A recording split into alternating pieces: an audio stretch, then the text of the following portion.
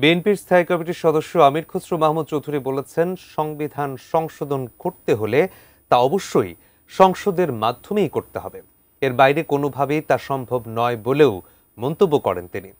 দলের স্থায়ী কমিটির আরেক সদস্য অবসরপ্রাপ্ত মেজর হাফিজ উদ্দিন আহমেদ বলেছেন, অনির্বাচিত কোনো ব্যক্তি সংবিধান সংশোধন করেছে এমন নজির বিশ্বের কোথাও নেই।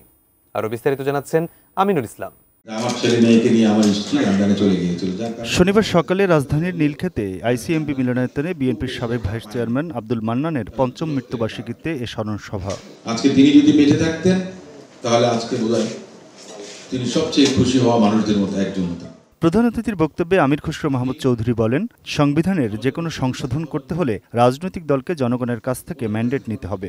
যারা আগামীর গণতান্ত্রিক প্রক্রিয়াকে বাধাগ্রস্ত করতে চায় তারা নির্বাচনকে বাধাগ্রস্ত করতে চায় বলেও মন্তব্য করেন তিনি। অনেক ধরনের নতুন নতুন তথ্য আইডিয়া নিয়ে অনেকে আসছেন, তারা নিজেদেরকে খুব বেশি বুদ্ধিমান ব্যক্তি মনে করছে, অর্থাৎ তাদের মধ্যে সংসদীয় গণতন্ত্রের স্পিরিটেই বোঝার সুযোগ হয় না।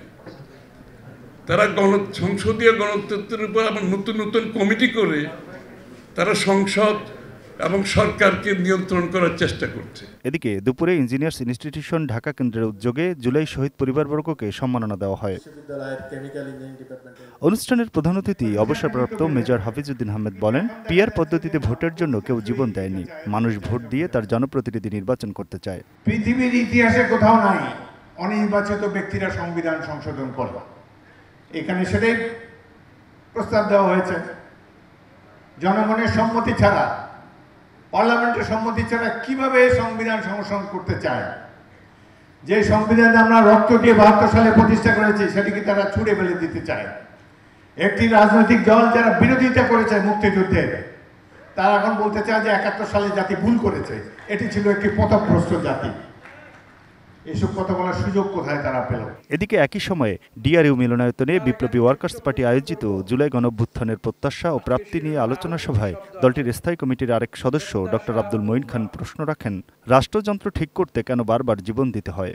আমি ছোট্ট একটি প্রশ্ন করব, যে প্রত্যাশা নিয়ে 24 জুলাই অগাস্ট এসেছিল, আজকে 25 জুলাই অগাস্টে আমাদের প্রাপ্তি কতটুকু হয়েছে?